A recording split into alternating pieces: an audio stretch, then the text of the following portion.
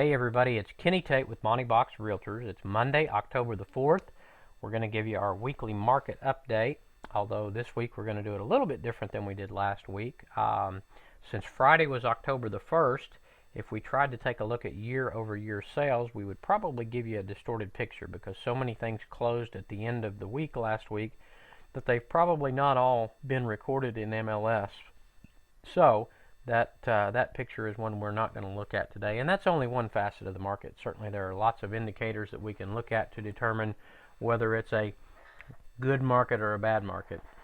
And beauty is always in the eye of the beholder because there are two sides to this coin.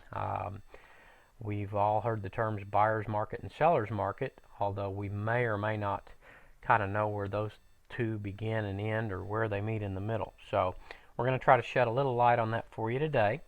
If you look at the chart at the top, that represents the number of active homes on the market today in the Greater Tulsa Association's MLS. Some 8,625 properties for you to choose from out there if you're a buyer.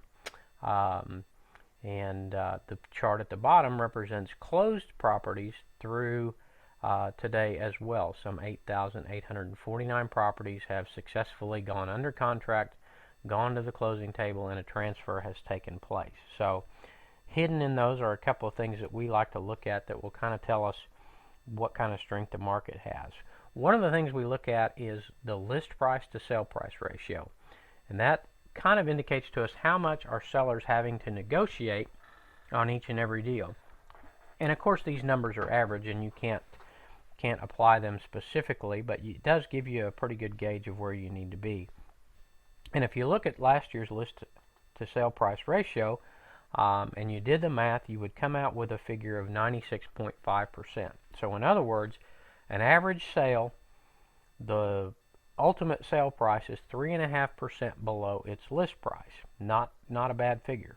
Lots of people think they're having to take deeper discounts, and you will see some sellers have to take deeper discounts. The problem with that is that some of those sellers were above what the real market price of their property should have been, and therefore they've had to take a deeper discount.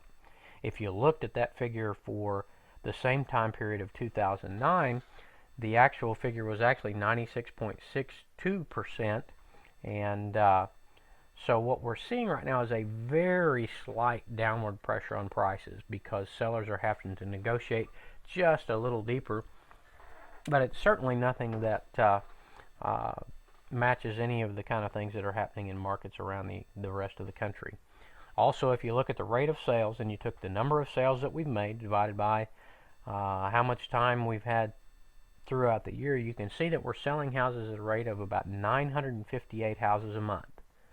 So if you took the 8625 active properties on the market divided by how fast we sell them, you would come up with a figure that represents that basically, as of today, we have 9 months worth of inventory of houses.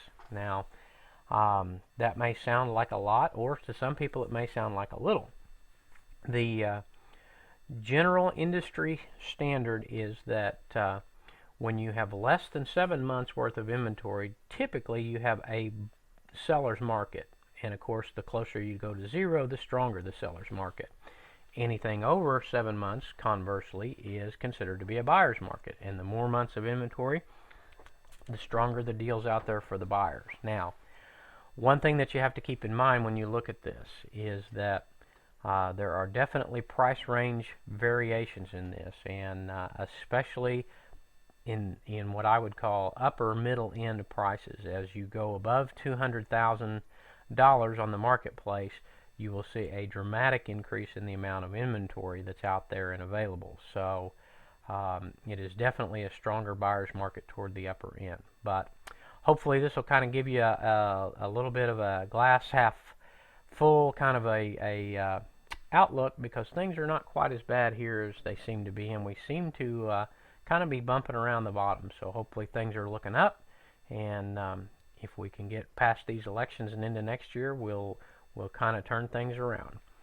We'll see you again next week with another market report. I'm Kenny Tate with Monty Box Realtors.